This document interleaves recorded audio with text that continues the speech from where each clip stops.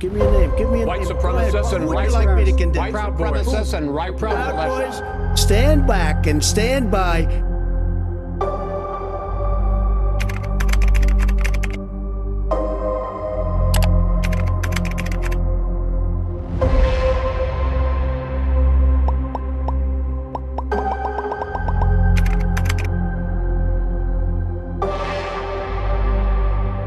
Tonight with that alleged terror plot and the chilling plan. A plan to kidnap Michigan Governor Gretchen Whitmer. 13 suspects arrested, including 7 alleged members of a right-wing militia group.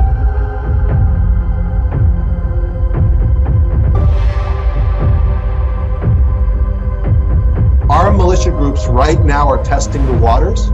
They are pushing the boundaries. They are mobilizing and preparing. Move. Protesting against police violence.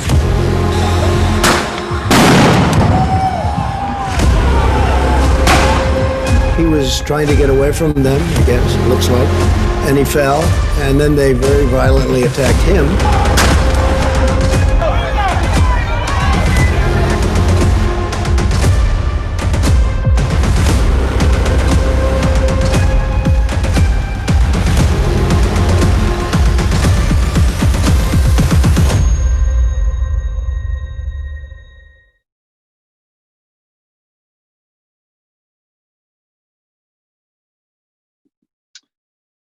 All right, thanks everyone who is tuning in to watch us. We've got a fantastic collection of our Real Facebook Oversight Board Brains Trust members to talk today about the role of Facebook in enabling armed militias, particularly in the context of the run-up to the US election, but more broadly as well about the larger implications of this. I'm joined today with Heidi Barrick, who is the co-founder of the Global Project Against Hate and Extremism, Nahid Qureshi, the Deputy Director of Muslim Advocates, Jessica Gonzalez, co-CEO of Free Press, Derek Johnson, CEO and President of the NAACP, and Rashad Robinson, President of Color of Change.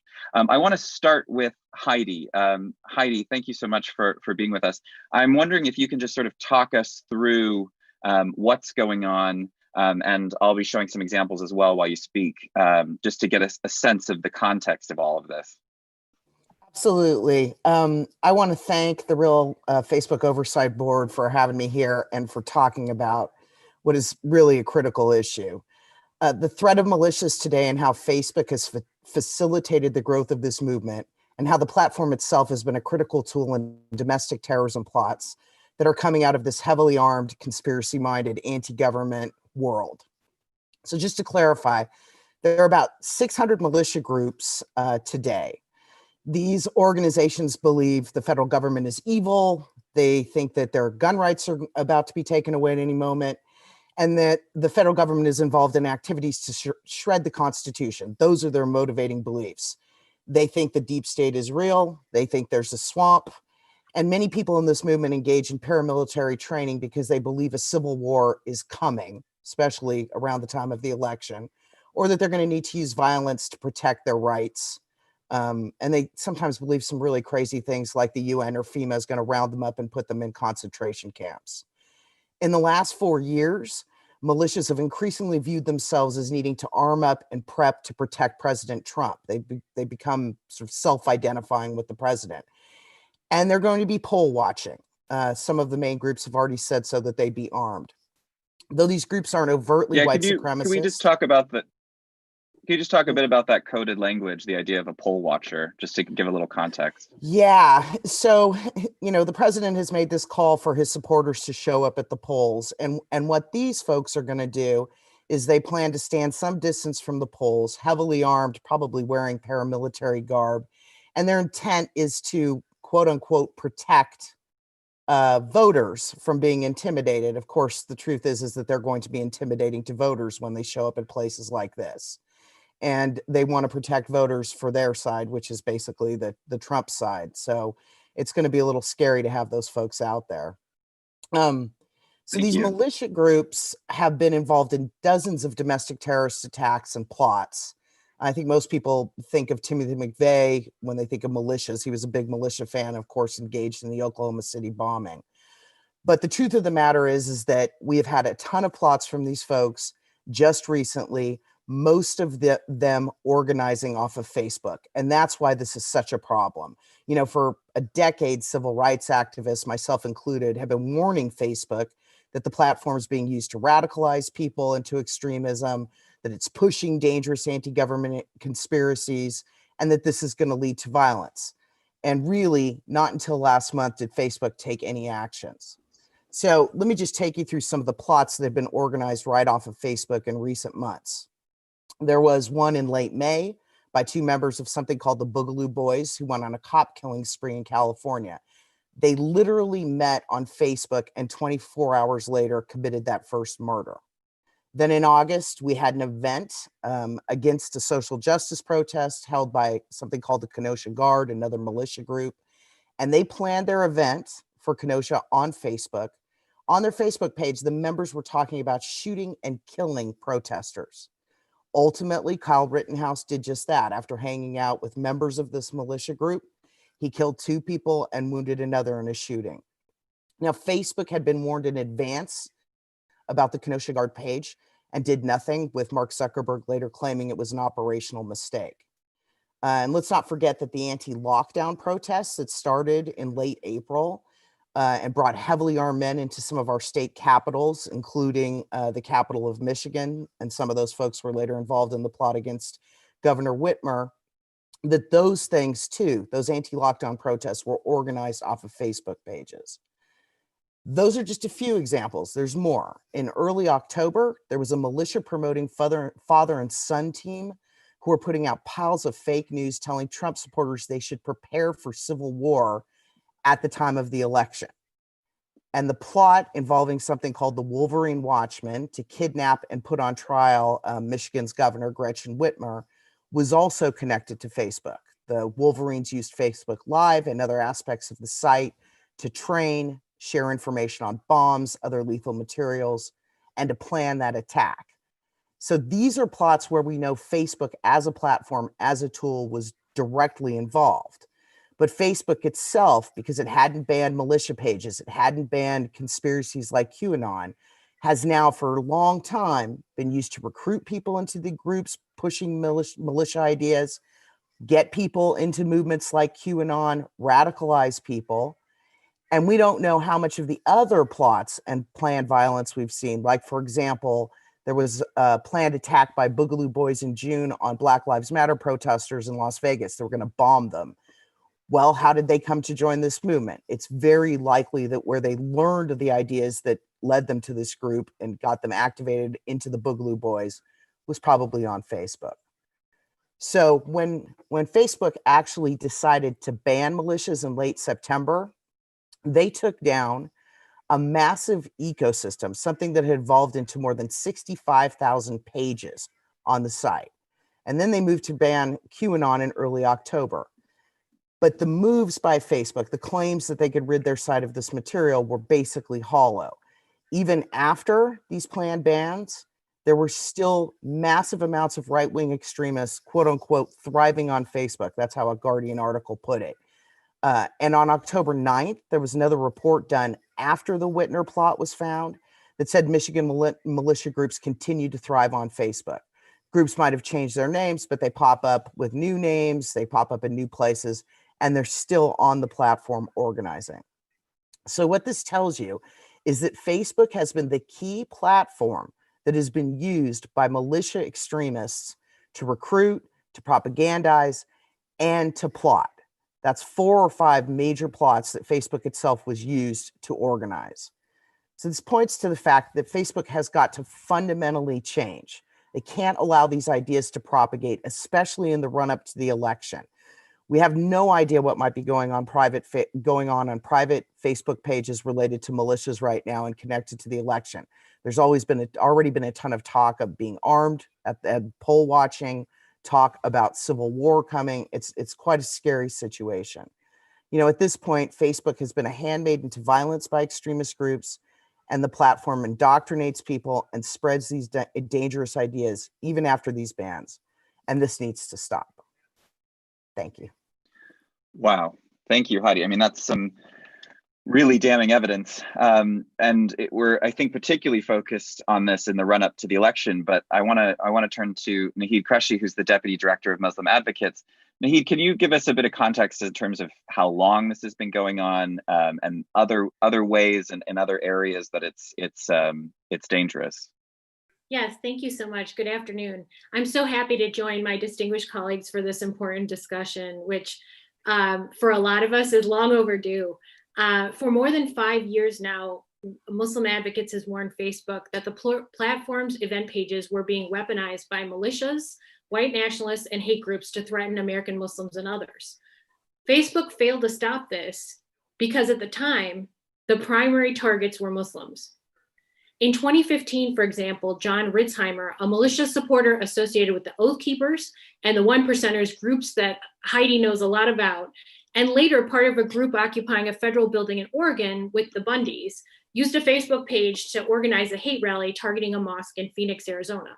That page encouraged the 600 people who RSVP'd to utilize their Second Amendment rights.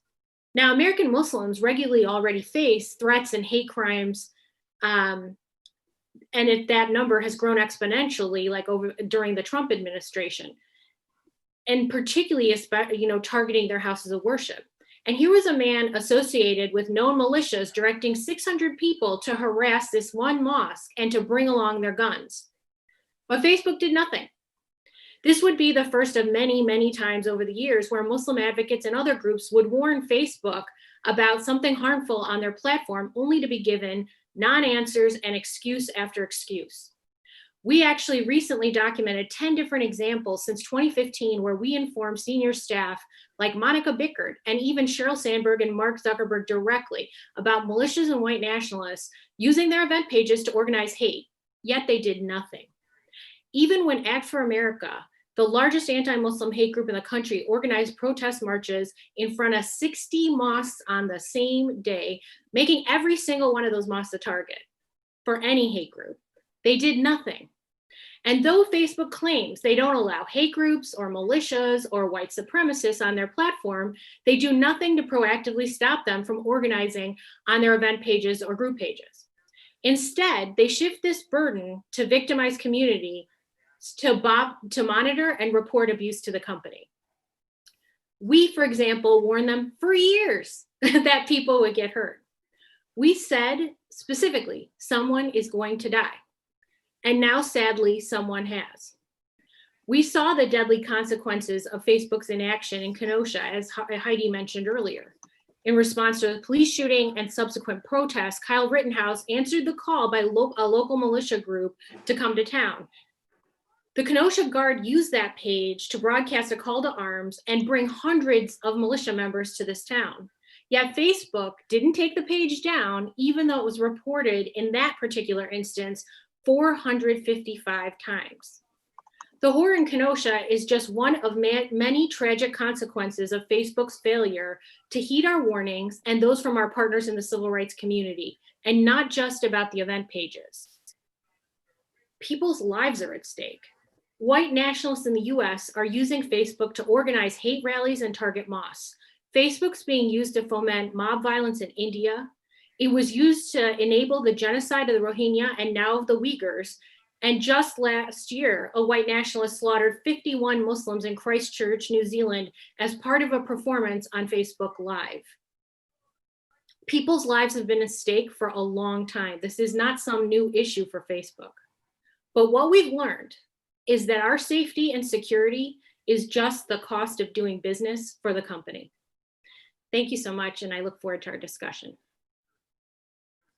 Thank you, Naheed. I mean, that's a dire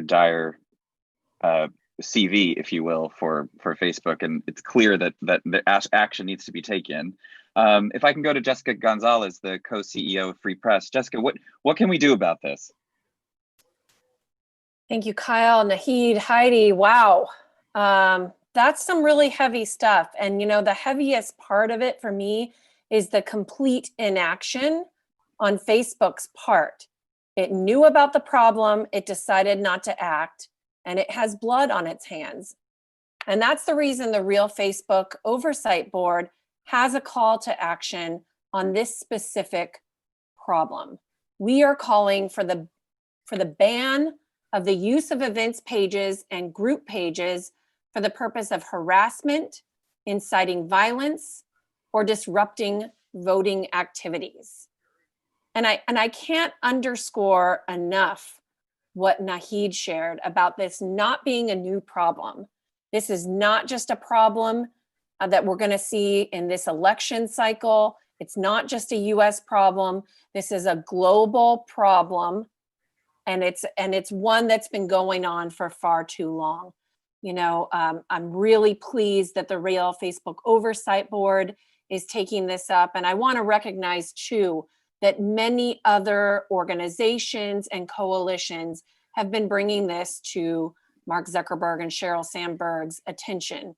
In fact, just about a month ago, following the shooting in Kenosha, Wisconsin, the Change the Terms Coalition, of which many of the folks on this call are part of, called on Facebook to ban event pages with calls to arms.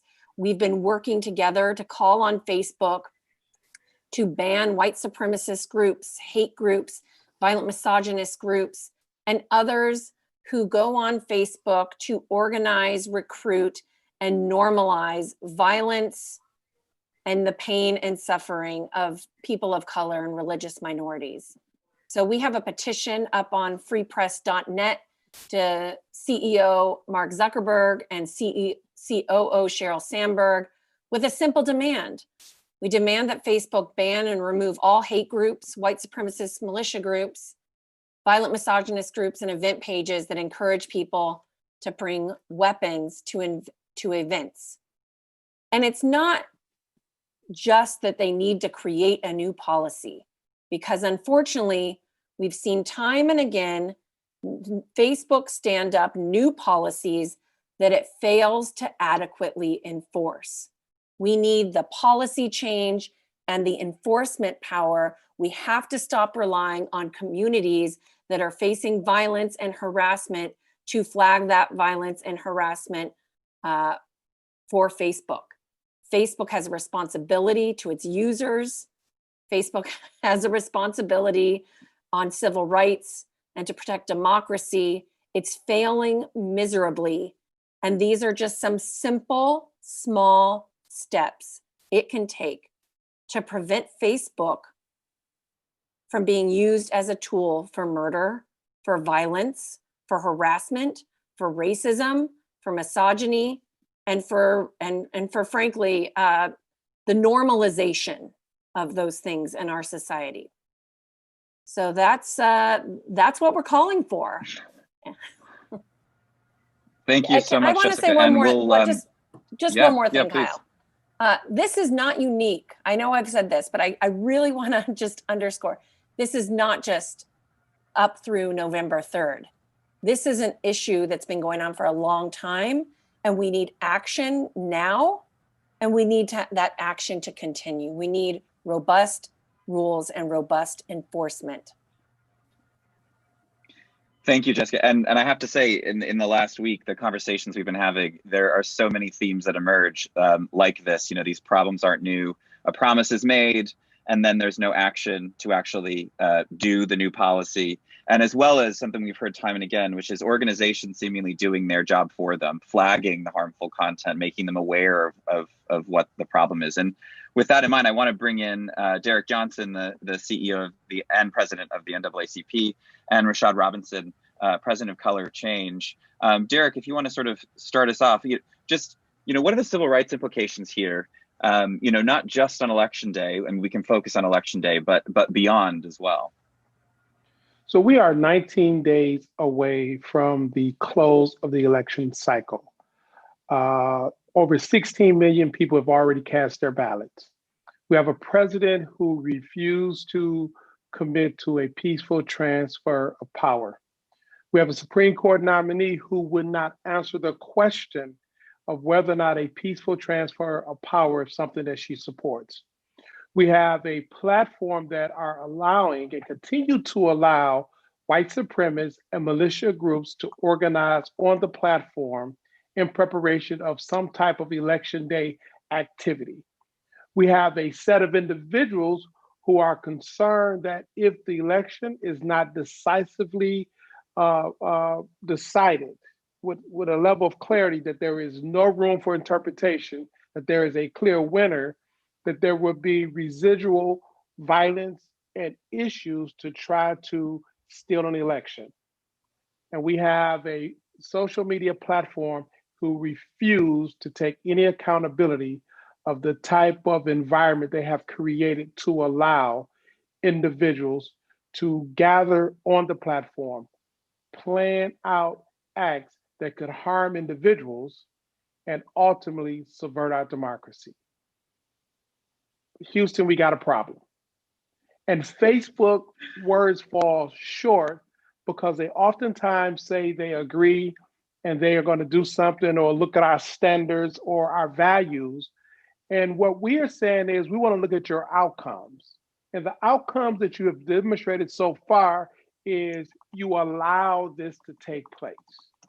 You continue to provide a vehicle for not only racial hatred, but a vehicle to undermine the democracy of this nation.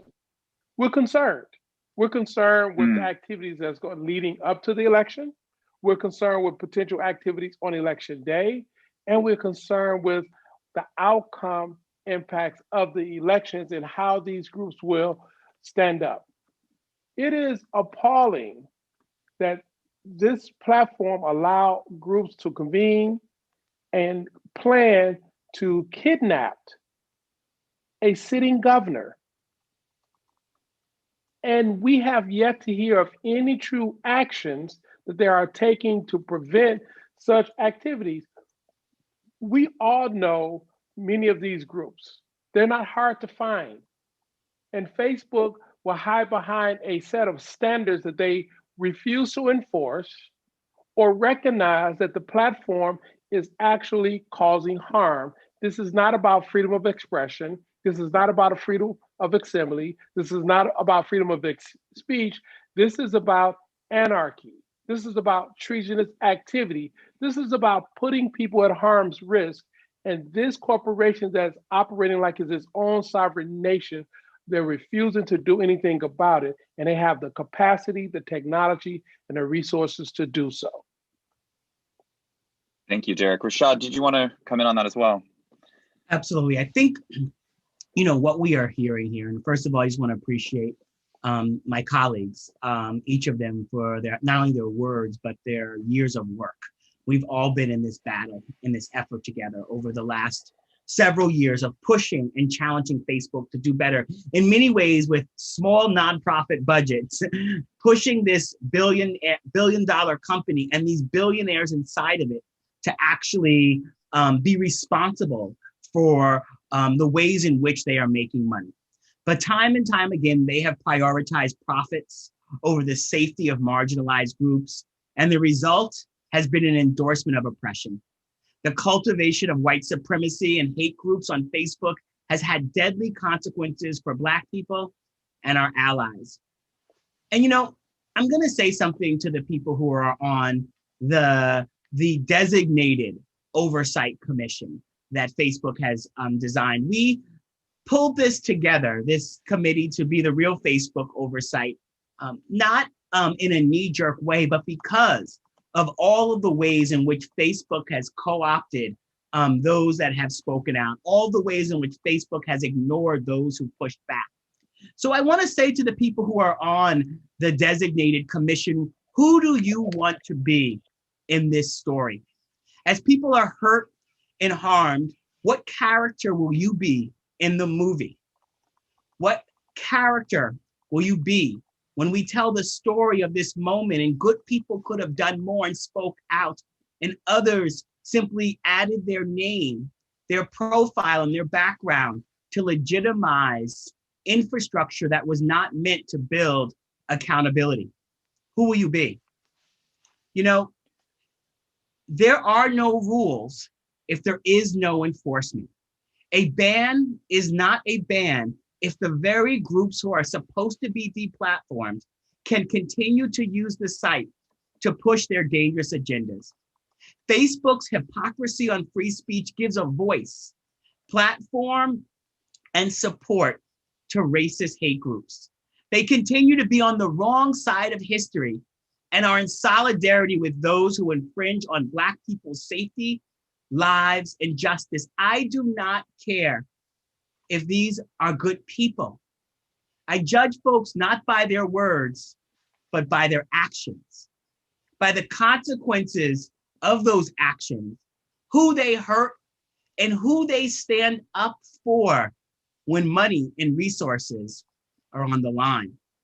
You know, when we opened this up, we showed clips of Donald Trump on that stage September 30th, when he gave a call out to the Proud Boys. But I have a little backstory. So earlier that day, I emailed the leadership at Facebook, Sheryl Sandberg and others, to call out how the Donald Trump Jr. post enlisting an army of activists to show up to the polls was a violation of their policies, similar to the looters and shooters post and other posts that have called on vigilantes, that call on the history of attacks on Black communities and others, that anyone with a basic understanding of American history should know what those words, with those calls, with that attempt is sort of signaling. I sent this email and got a quick response, looping me into the safety and trust team so that they could send me an email parsing enlist and parsing army, explaining how it didn't actually violate the policies, but what we all know is that they didn't violate the policies because the policy first and foremost is growth and profit. And when growth and profit is your policy over everything else, then safety, integrity, and security will always suffer. It doesn't matter who dies, as long as things grow, as long as more money is made, and as long as regulation doesn't come down the pipe. And we have to do better, and we need to rely on media and everyone else to expose this for what it is. And that is why this is so important. And that's why continuing to recognize that this is not simply about an election, about the ongoing work to hold these platforms accountable and the leaders who profit from them. Thank you, Rashad. I mean, really, really powerful words. And I think, you know, the question, who will you be in this moment, is such a good one for people to be asking themselves. And specifically when we're looking at this idea of an imminent threat to life, I mean, this is a real, genuine threat to life that we're facing with the role that these armed militias are playing in our politics and the role Facebook is playing in enabling them. And I just want to bring everybody in now and just ask, you know, what are you hearing from your communities that your organizations represent? What are people telling you? Are they scared? Are they afraid to vote? Like, what are the implications that this is having on people day to day, both in the context of the election, but more broadly? Nahid, I see your. Thanks so much. And, you know, I just can't, you know, thank Rashad enough for everything he said and how much it means to all the communities to have all of these folks on the call as their advocates. I would just quickly say that we have heard repeatedly from members of our community how concerned they are about going to polling places. Much of our community are people of color. We're the most diverse religious community in the country. The plurality of our community is African American, that gets targeted for being Black and for being Muslim.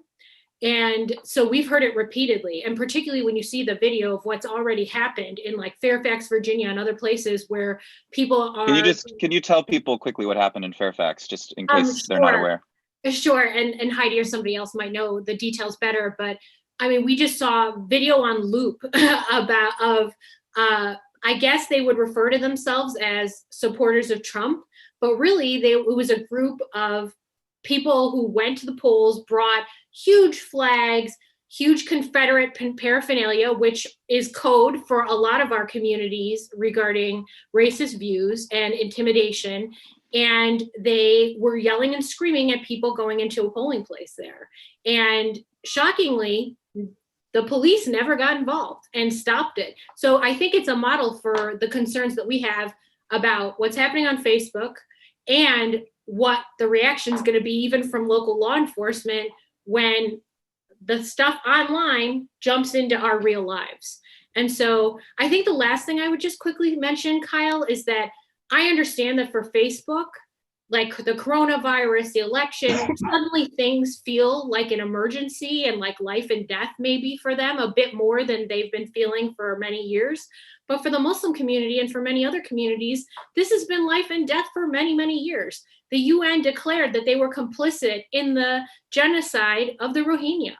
They're involved in murders in India. Their own bigoted staff in India, who they've in no way held accountable, continues to run an office where they support a nationalist regime that is targeting Muslims through internment camps and denaturalization. So for our community and for many others, these have been life and death issues for many, many years. And I'll just mention also our public officials, Rashida Tlaib, Ilhan Omar, they've been targeted for death threats for years on Instagram and Facebook. And those things are real and serious and caused FBI involvement. So I think, for a lot of people, this feels like an emergency now. It's been an emergency for us for many years.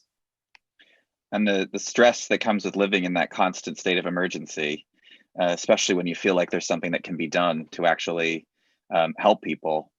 Does anyone else want to come in on that piece about their communities and people being afraid to vote? I also want to say, if you have a question, if you want to put it in the comments to any of the feeds that you're watching, our team will hopefully pick that up and I can pose those as well. But does anyone else want to come in on that before we move to worst case scenarios in the run up to the election? Jessica, go ahead. In August, we passed the anniversary of the shooting in El Paso. And it's very painful, frankly, when you've been calling this out, calling for Facebook and other tech platforms to take action to stop the normalization of violence, to stop the dehumanization of immigrants and of Latinx people, as I've been doing for some time now. And to see the repeated ads, 2,200 some odd ads from the Trump campaign and other people running for office that were running in the backdrop of the El Paso shooting, calling immigrants invasive, calling Mexicans and brown people invasive, an invasive species. And then to see the manifesto from the El Paso shooter invoke that same language, I can just say, as we go into the election period, Latinx people are aware of the hate and the disinformation. We're angry about it. It's very hurtful. And I couldn't agree with Naheed more. This is not a new issue for us. This is something we've faced for nearly our entire existence here in this country. And the link between the rhetoric, the escalation of the rhetoric, the normalization of our pain, our suffering, and even our deaths is incredibly harmful. It's front of mind right now as folks go to the polls, but it's front of mind every day. And I've heard a few of you mention the normalization, the idea that this is now just so normalized. Is that keeping people from understanding the urgency around this because it just has become so everyday to them? And if so, how do we get people to just shake out of this again and see the need, if anyone wants to touch on that?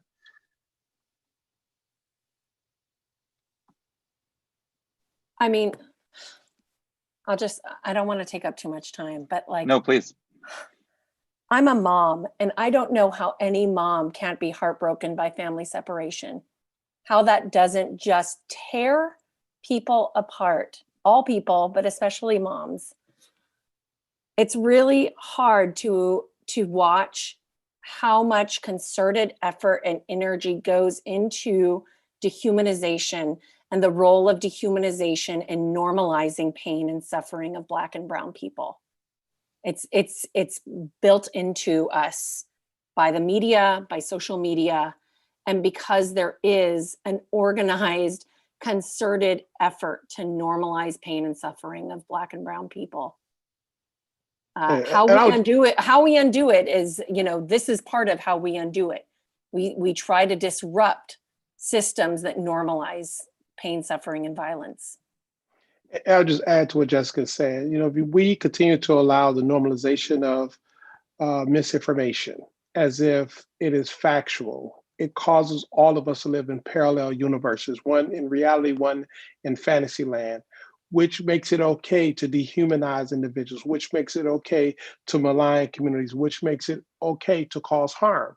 If you look at past genocidal activities, they were all led by an information source. In Rwanda, it was the radio and the drumbeat.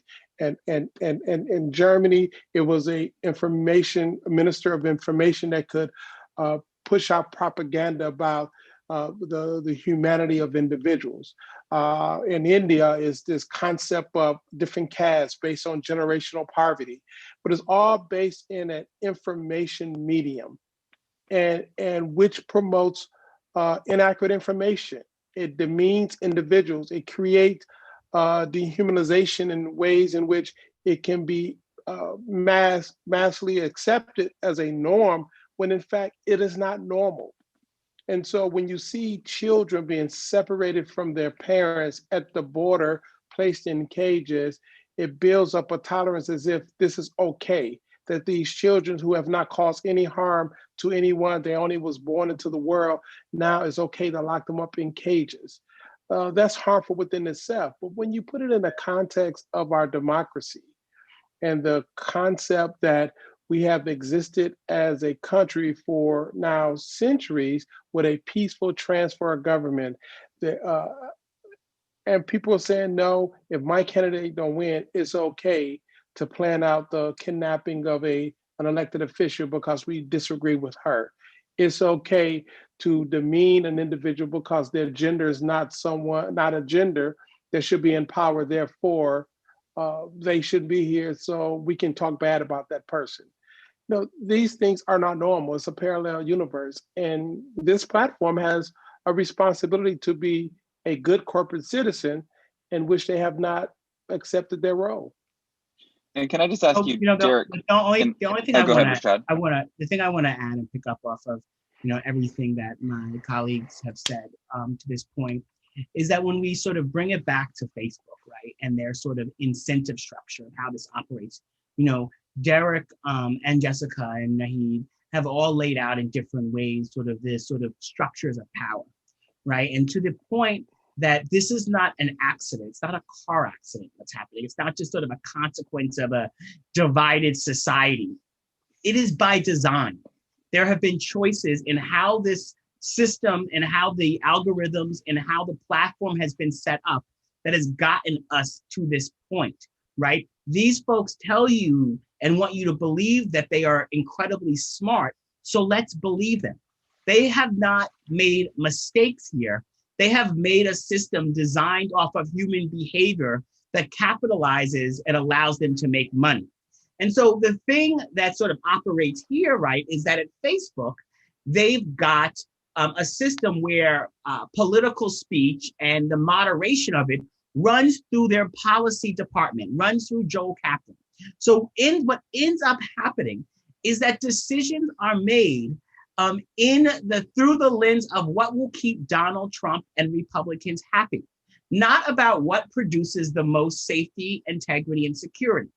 And so what ends up happening is that if your highest goal is growth, if your highest goal is profit, and you are trying to avoid at every turn regulation, then you need to actually be in good relationship with those in Washington, regardless of what they are doing and whether or not they violate sort of the core rules. And so that's how we get Mark Zuckerberg getting on the phone with Donald Trump to determine whether or not, the looters and shooters post was going to come down and deciding not to come down. It's the same way about how power works at the micro level and the macro level. I live uptown in New York City.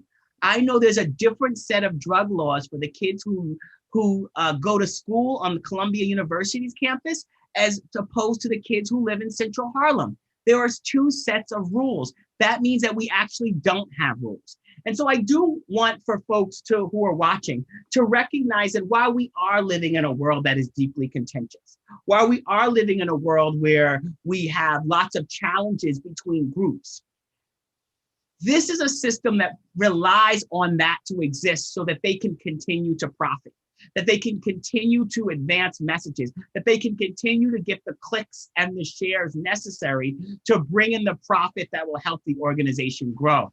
And until that is disrupted, until folks are willing to put our safety and our security over the money that they make, we will continue to be in this problem. And so it's not about whether or not these folks are good people or whether they have compassion.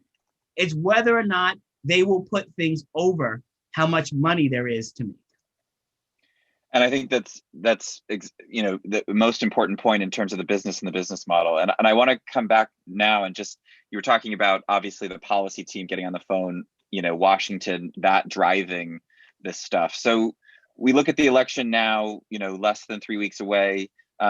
If Derek wants to, if you don't mind answering first, Derek, but I'd love others to come in, what's going to happen when polls shut? What is the worst case scenario that we're looking at, or possibly the most likely case scenario when polls shut, if it's indeterminate and we're not, and the outcome isn't clear as day? What do you think? What do we see, Derek? We will see an immediate reaction to try to delegitimize the election results. We will see a goal of trying to prevent any mail-in ballots to be received or counted.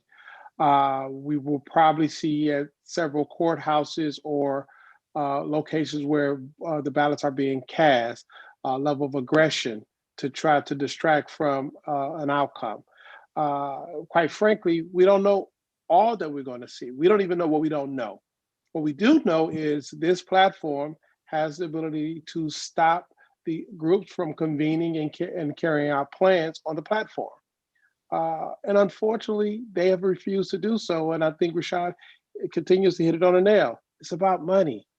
Whenever you put profit above people, you have exploitation and you have harm. And this company only care about their profit, not the people. And Heidi, what are these groups capable of that are fueling and supporting this profit motive? Well, first of all, I just want to say this is such a wonderful group of people today. I so appreciate your comments. I have a lot of fears about what's going to happen at the election, and probably more extreme activities being orchestrated off Facebook. I feel like it's almost a given. And what makes me so angry about this is that people of color have had to fight for the right to vote for so long in this country. And now they've got to face this kind of thing, right? I mean, the idea that there could be violence, armed men at the polls and whatnot. I don't even like to talk about it because I feel like just that it's happening is a suppressive effect. Even talking about this, right? Making people fearful about what's going to happen. And if there is an indeterminate outcome here, given the number of these groups who are prepping for civil war and think there's a civil war, that Trump is destined to win this election, no matter what the results are, I'm not sure. We had 4 domestic terrorist attacks around the 2018 midterms. I think people forget that. Tree of Life, the Pittsburgh shooting being the biggest. Is this something that we're going to have to face, that, once again, marginalized communities, religious minorities are going to have to face? It's so incredibly undermining of democracy. And I just don't really believe that Facebook, some of the other social media companies, understand that they have been the major contributor bringing us to this fraught period, the one that radicalized people into ideas that were more on the fringe, the one that lets them organize. I mean, it is unbelievable to me that a company that has been essentially complicit in genocide in Myanmar and mass riots and deaths does not take this stuff more seriously. I mean, how unethical can you possibly be, really? And that's a really good point to lead to. So we had a question come in, which is, this is a huge can of worms, but if it is a quick way to sum it up, what fundamental changes would be required of Facebook for it to be able to be acceptable platform in place for this level of speech to be occurring. And then I have one more question, and then we'll wrap up. But I'd like to take this one because I think it's a good question. Well, I mean, Facebook has community standards that they can enforce. Facebook has shown that it can deplatform this material, right? It's not a matter of this being too technologically complicated for them to get a handle on it. It's simply a matter of will. And these are companies, billions and billions of dollars, and they're asking folks like us at civil rights organizations to clean up their sites. This is absurd. I mean, it's absolutely absurd. If they wanted to fix this problem, they could fix it now. So, I mean, all I can assume is that they're choosing not to. So I want to just add to what Heidi said, which is so on point. And so at the when we all started going inside at the early days of the coronavirus hitting our shores, and when cities started to shut down, I had a conversation with leadership at Facebook, Sheryl Sandberg and others, about all that they were doing around Corona and COVID misinformation, and the partnership that they had with WHO, and all of the sort of efforts. And there's a lot to dig in there about what was successful or not. But what I will say is that the sheer will on their part to mobilize resources and coordinate resources inside, the interest in working with partners and basically stopping everything else because they knew how important it was.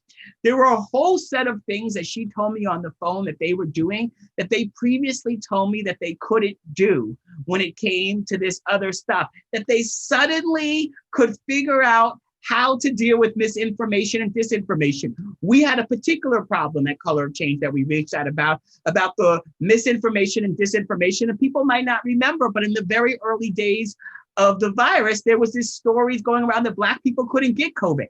There were also stories that, in particular, that you could cure it but through lupus drugs, and Black women are disproportionately more likely to have lupus. And so lupus drugs started flying off the shelves in some cities and making it hard for people to have access to those drugs. And so we reached out about it. And the level of work and energy and focus, was actually deeply encouraging, but also a reminder that this is about will. It's about interest and it's about focus. It's not about whether or not they can do it. It's about, will they do it? And do you think that, sorry, go ahead, Jessica.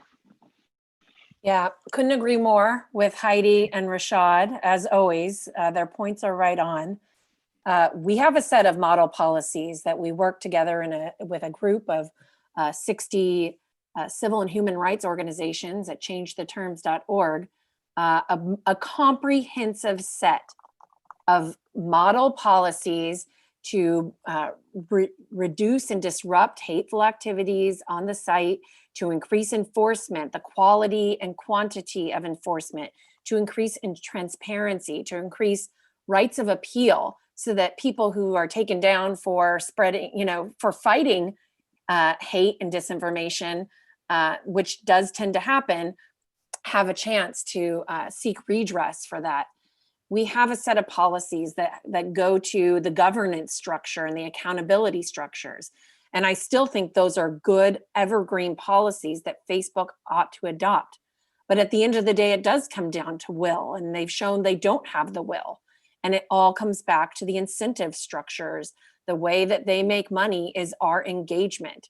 The way that they make money is by scraping our personal data and then targeting advertising at us, but through their recommendations algorithm. And so, and through other mechanisms, through paid ads. So we actually, we certainly need to continue to call and to push for them on their own to stop and disrupt hate and disinformation. But we also have to look at this business model. We have to look at whether there needs to be regulatory intervention. I certainly think there does. We need to look at the way they've abused our privacy and taken advantage and exploited our personal data. So we need to be looking at regulatory measures, and we need to be looking at other ways to levy pressure on a company that's unwilling to act on its own. Definitely. And I think, Nahi, did you want to have a quick word? And then I'm going to just pose the last question.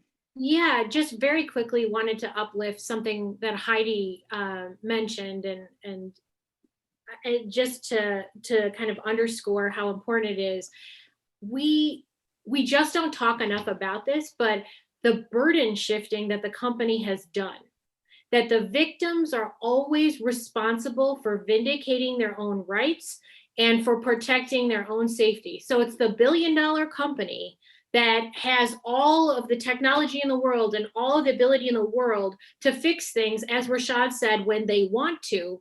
But when it comes to our safety, or white nationalists or supremacists on the platform, half the time you try to talk to them about an issue and they'll say, well, was that reported? Because apparently all of us are supposed to have 300 people on staff monitoring every possible Facebook page to just, ensure that we are reporting everything that is happening to our communities so that they can then consider whether or not to do something about it. And that is obscene. It is obscene. They need to learn how to take responsibility. They built it, they're responsible. They need to take responsibility for fixing the targeting of our communities and the ways in which they're jeopardizing our safety. And I think that's the perfect segue, because I wanted to reshare the ask that we've launched today, of course, which is the fourth ask that the Real Facebook Oversight Board has made, following our original asks, asking them to just enforce their own policy on removing content that incites violence, banning all paid ads that preempt an actual election result, and then removing before publication organic posts that do the same around that integrity, and adding today a ban on events and group pages for the purpose of that are set up for the purpose of harassment, inciting violence, or disrupting voting activities. So, I think I know the answer, but just to pose the question, is there any reason other than a lack of willingness from Facebook that these things are not happening? Heidi? No, No. I don't know what more to say. I mean, this is ridiculous. It's ridiculous. And I just got to also second what Naheed said. It is obscene that when we bring up these issues to Facebook, they tell us, oh, are you a trusted flagger? Did you turn this in? It's like, come on. You make billions of dollars. You are letting this happen. This is a choice to make your platform function this way. So we just need to cut it. So no, the answer is no. They could do it if they wanted to. All right, Derek, last word. We've seen this in history. When you have laissez-faire government, people are abused. Corporations make just obscene amount of profits. It destabilized systems, and you have market crashes. That was 1929. Until there was a new policy structure to keep people safe, 8-hour workdays, child labor laws, antitrust, Social Security programs, creating a safety net, creating a net of insurance, with the exception of African Americans, that there will be opportunities, then things progress for the better. We are at another point where free market economy concepts have failed us.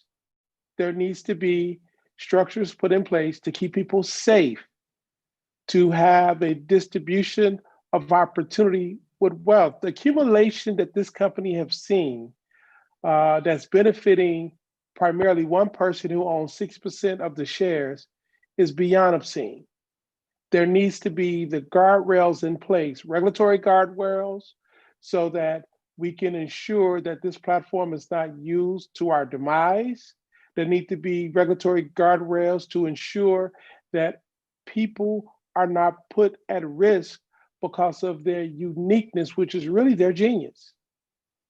And so if we look back to move forward, Sankofa moment, we must understand that it is not the responsibility of individuals. It will and shall be the responsibility of the government that we all own to put the necessary provisions in place, policy and others, so that we can protect individuals and protect this society. And I think that is the perfect final word. So I want to thank all of you again for being with us. Heidi, Nahid, Jessica, Derek, and Rashad.